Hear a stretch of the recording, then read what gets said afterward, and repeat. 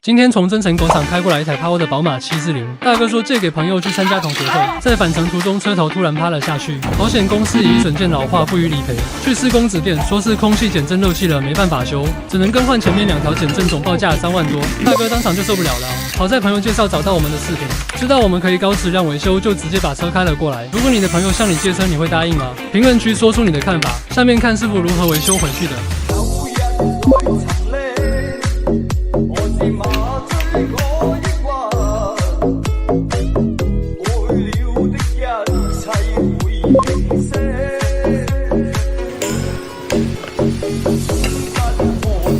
不到1个下午茶的时间，师傅就维修好了。最后你觉得这样的维修收多少合适？